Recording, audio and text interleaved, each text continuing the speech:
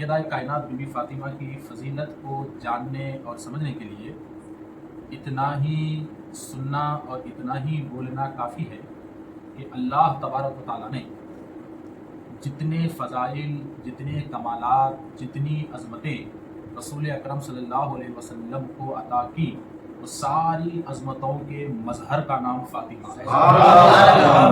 سارے کمالات کے مظہر کا نام بی بی فاطمہ ہے۔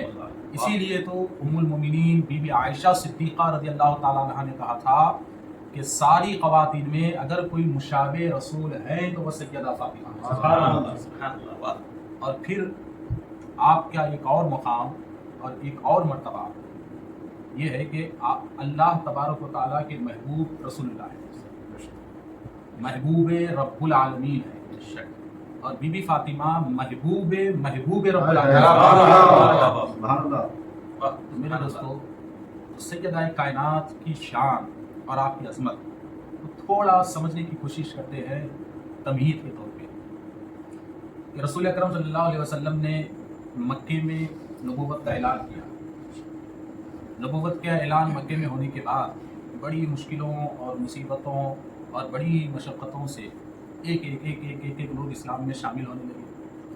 تو اب چند دنوں کے بعد، چند سالوں کے بعد ایک سوال اٹھتا ہے کہ آپ جس اللہ کے دین کو پھیلا رہے ہیں، جس اللہ کی طرف آپ لوگوں کو بلا رہے ہیں، آخر وہ آپ کا اللہ کیسا ہے؟ رسول اللہ سے کفار پوچھتے ہیں کہ آپ کا اللہ ہے کیسا؟ وہ رہتا کہاں ہے؟ وہ کیا کھاتا ہے؟ وہ کیا پیتا ہے؟ ہر کوئی اپنے اپنے عقیدے کی بات کر رہا تھا۔ تو جواب اللہ کی طرف سے آیا کہ حبیب ان سے کہہ دیجیے، جو اللہ کے بارے میں سوالات کرتے ہیں نا، ان سے کہہ دیجیے قل هو اللہ احد، کہ وہ اللہ ایک ہے۔ جس اللہ کے بارے میں تم پوچھ رہے ہو وہ اللہ ایک ہے، اللہ الصمد، اور وہ بے نیاز ہے، بے نیاز ہے۔ اور پھر عیسائی عقیدے کو توڑتے ہوئے جواب دیا گیا لم یلد ولم یولد، لم یلد ولم یولد، نہ وہ کسی سے پیدا ہوا ہے، نہ اس کی کوئی اولاد ہے، اس کی کوئی اولاد ہے۔ ولم یکن لہ کفوا احد، وہ اکیلا ہے، تنہا ہے، کسی نقصان کا اسے ڈر نہیں ہے، اور وہ ہمیشہ رہنے والا ہے۔ تو یہ نقشہ اب لوگوں کے ذہن میں آ گیا۔ دیکھیے بڑی باریک بات ہے، یہ نقشہ ذہن میں آ گیا، اور جتنے اسلام لائے اسی نقشے پہ اسلام لائے اور اسی بنیاد پہ اسلام لائے کہ اللہ ایک ہے، پاک ہے، بے عیب ہے، بے نیاز ہے، اکیلا ہے، تنہا ہے، خود سے ہے، اپنے آپ سے ہے، اور اس سے ساری کائنات ہے، اس سے ساری کائنات ہے۔ اور اسی توحید پہ ہر کسی نے رسول اکرم صلی اللہ علیہ وسلم کے ہاتھ پہ بیعت کی، اور آقا دو عالم صلی اللہ علیہ وسلم اسی عقیدے پہ لوگوں کو اپنے قریب کیا، اور اسی عقیدے پہ صحابہ اکرام جمع ہوتے رہے، اسلام بڑھتا رہا، لوگ بڑھتے رہے، تبلیغ آگے جاتی رہی۔ تو اب یہاں ایک سوچنے والی بات ہے کہ رسول اکرم صلی اللہ علیہ وسلم لوگوں کو اللہ کی طرف راغب کر رہے تھے، اللہ کی طرف بلا رہے تھے، اور لوگ اللہ کی طرف جمع ہو رہے تھے، اور رسول اکرم صلی اللہ علیہ وسلم ان کے دل میں اللہ کی محبت بھر رہے تھے، اللہ کی محبت بھر رہے تھے۔ اور اس زمانے میں کچھ ایسے بھی تھے جو اللہ کو مانتے تھے مگر رسالت کو نہیں مانتے تھے، ایسے بھی تھے، مگر جو مسلمان ہو چکے تھے ان میں تو بے مثال اللہ کی محبت تھی، کیونکہ ہر روز صبح شام رسول اکرم صلی اللہ علیہ وسلم اللہ کی حمد، کبریائی، بڑائی ان لوگوں کے سامنے بیان کر رہے تھے۔ تو اللہ کی محبت ان کے رگوں میں، ان کے ریشوں میں اللہ کی محبت بھر گئی تھی۔ تو اب میرے دوستو، تو اللہ کی محبت یوں ہی مکمل نہیں ہوتی، جو قرآن کی شرط ہے کہ اللہ کی محبت یوں ہی مکمل نہیں ہوتی، تسبیح پھرانے سے اللہ کی محبت مکمل نہیں ہوتی، بلکہ ہر محبت کا تقاضا ہے، اور ہر محبت کے کچھ شرائط ہیں، کچھ شرائط ہیں۔ تو اللہ کی محبت کے لیے بھی شرائط کی تکمیل ضروری ہے۔ تو جب ہر طرف اللہ اللہ عام ہو گیا، جب ہر طرف توحید عام ہو گئی، جب ہر طرف اللہ کے صفات عام ہو گئے، تو پھر اللہ نے ان سے کہا کہ قل ان کنتم تحبون اللہ فاتبعونی یحببکم اللہ، کہا کہ اے مصطفیٰ آپ ذرا ان سے بولیے، آپ بولیے، کیا بولے؟ تو کہا کس سے بولے؟ ان سے بولیے جو اللہ کی محبت کا دم بھرتے ہیں، ان سے بولیے جو اللہ کی محبت کا دم بھرتے ہیں، کہ اگر تم حقیقت میں اللہ کی محبت کرتے ہو تو فاتبعونی، اے حبیبہ ان سے کہیے کہ آپ میری اتباع کریں، میری اتباع کریں۔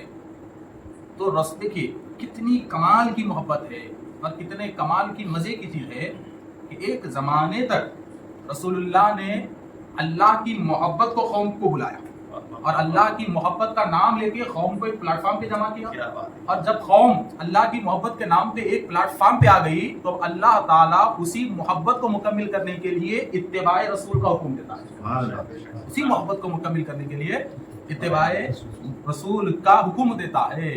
تو گویا کہ میرے دوستو اللہ نے یہاں صاف واضح کر دیا کہ اللہ کی محبت لاوارث نہیں ہے، یہ لاوارث نہیں ہے اور یہ ایری غیری نہیں ہے، بلکہ کچھ راز ہے اس میں۔ وہ راز کیا ہے؟ تو ذرا دیکھیے کہ اللہ نے صاف کہہ دیا کہ اگر تم میں اللہ کی محبت ہے اور تم اللہ کی محبت کا دم بھرتے ہو تو ایک کام کرو، میرے نبی کی اتباع کرو، میرے نبی کے سامنے جھک جاؤ، میرے نبی کے تم تابعدار بن جاؤ، ان کو آقا جانو اور تم غلام بن جاؤ، ان کو آقا جانو اور تم غلام بن جاؤ، اور وہ جو کہتے ہیں تم اپنے اوپر لازم کر لو، اپنے اوپر لازم کر لو۔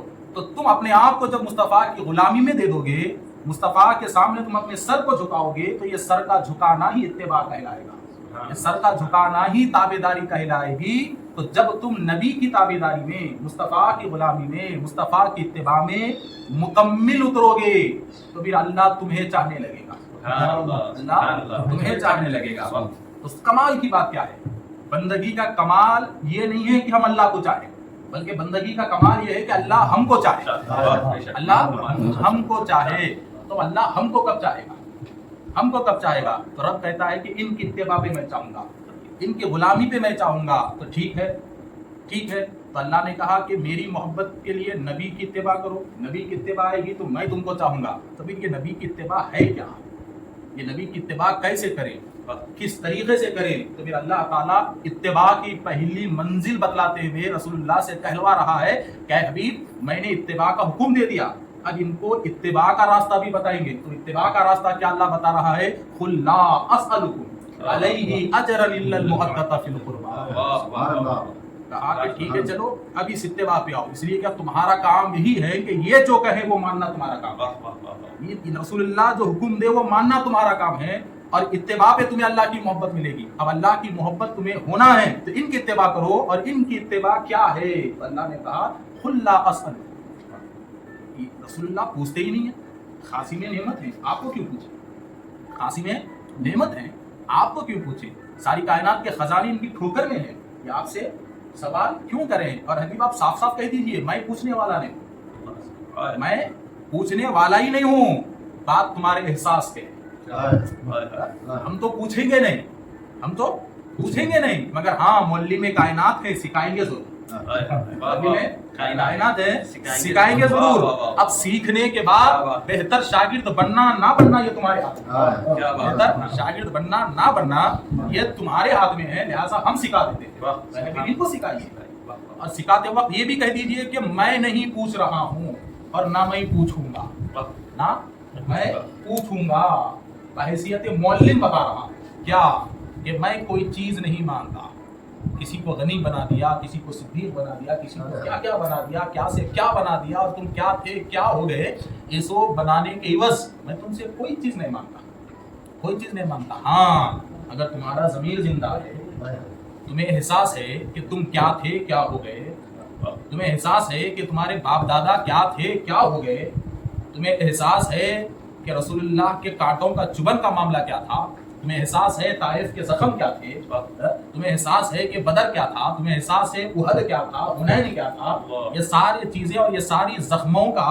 اور یہ ساری شہادتوں کا اور یہ سارے تکالیف کا اور رسول اللہ کی یہ ساری قربانیوں کا اگر تمہیں احساس ہے تو یہ احساس بدلانے کے لیے مجھے کوئی چیز مت دو، ہاں اگر تم دینا چاہتے ہو تو میری اہل بیت کی محبت دو۔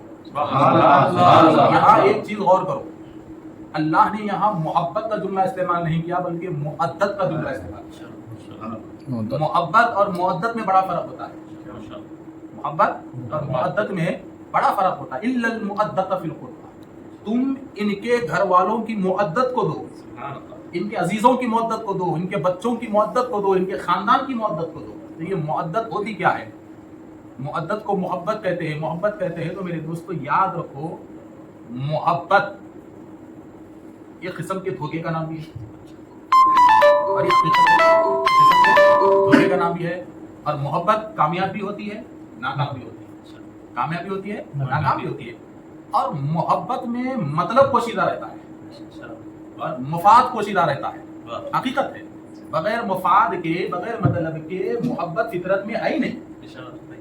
یہ حقیقت ہے. اللہ نے فطرت میں محبت کو ڈالا تو مطلب اور مقصد کو بھی فطرت میں ڈالا ہے. تو کوئی بھی محبت بغیر مطلب کے کسی سے ہوتی ہی نہیں، بغیر مقصد کے ہوتی ہی نہیں. تو یہاں معاملہ رسول اللہ کا ہے، مطلب اور مقصد کیسے استعمال کیا جاتا ہے، مطلب اور مقصد کیسے استعمال کیا جاتا ہے، جبکہ ایمان کا نام ہی ہے بے مقصد سر کو جھکانا. ایمان کا نام ہی ہے بے مقصد دنیاوی فائدے کے سر کو جھکانا. تو یہاں بھی مطلب اور مقصد کیسے استعمال ہوتا ہے؟ تو محبت میں مطلب اور مقصد استعمال ہوتا ہے اور مؤدت بے مقصد کی جاتی ہے، بے مقصد کی جاتی ہے، بے مطلب کی جاتی ہے. تو اب مؤدت اور محبت میں فرق کیا ہے؟ تو میں آپ کو بتاتا ہوں. دیکھو میرے دوستو، ابھی دیکھ لیا کہ محبت مطلب پہ، محبت غرض پہ ہے نا، محبت مقصد پہ ہوتی ہے. اور مؤدت کیسے ہوتی ہے؟ تو مؤدت کے لیے کہا گیا کہ مؤدت کسے کہتے ہیں؟ تو صوفیاء کرام کہتے ہیں کہ تم یہ بتا سکتے ہو کہ مچھلی کا پانی سے کتنا گہرا تعلق ہے؟ کوئی بتا سکتا ہے کہ مچھلی سے پانی کا کتنا گہرا تعلق ہے؟ کوئی بتا سکتا ہے؟ تو دنیا خاموش رہی، اس لیے کہ مچھلی کی زندگی کا نام پانی ہے. مچھلی کی زندگی کا نام پانی ہے. اسے پانی سے نکال دو تو اس کی زندگی ختم ہے، اس کی زندگی ختم ہے. تو کہا بس مؤدت کا معاملہ بھی ایسے ہی ہے کہ تم اہل بیت کے معاملے میں ایسے ہو جاؤ جیسے مچھلی پانی کے ساتھ رہتی ہے، جیسے مچھلی پانی کے ساتھ رہتی ہے. اس لیے کہ میرے دوستو، مچھلی پانی مقصد نہیں ہے مچھلی کا، پانی مطلب نہیں ہے مچھلی کا. ارے اپنی روح اپنا مقصد ہوتی ہے کیا؟ روح ہے تو ہمارا کوئی مقصد ہے، روح ہے تو ہمارا کوئی مطلب ہے، روح ہے تو ہمارا کوئی پلان ہے. روح ہی نہیں ہے تو کیا مطلب ہے، روح ہی نہیں ہے تو کیا پلان ہے. اسی طریقے سے مچھلی کی روح پانی ہے، مچھلی کی جان پانی ہے. اور اس کو اس پانی سے نکال دو تو پھر وہ تھوڑی دیر تڑپے گی، اپنی جان دے دے گی. تو اسی لیے اللہ نے کہا کہ تم مؤدت کرو. کیسی مؤدت کرو؟ تو دل سے نہیں، روح سے مؤدت. رسول اللہ کے خاندان کو تم اپنی روح سے جوڑو، دل سے مت جوڑو بلکہ اپنی روح سے جوڑو. اور عقیدہ بنا لو کہ یہ روح نکل گئی تو جسم مردہ، اور اہل بیت کی محبت گئی تو ایمان مردہ. ایمان مردہ. مؤدت ان سے کرو، ان سے محبت نہیں. محبت میں فرق بھی آ سکتا ہے. محبت میں آج کا اچھا کل کا برا بھی ہو سکتا ہے، کل کا برا آج کا اچھا بھی ہو سکتا ہے، مگر مؤدت نہیں. مؤدت حقیقت پہ ہوتی ہے، اور جب حقیقت سے کوئی ہٹ جاتا ہے تو پھر وہ چیز مردہ ہو جاتی ہے، وہ چیز مردہ ہو جاتی ہے. تو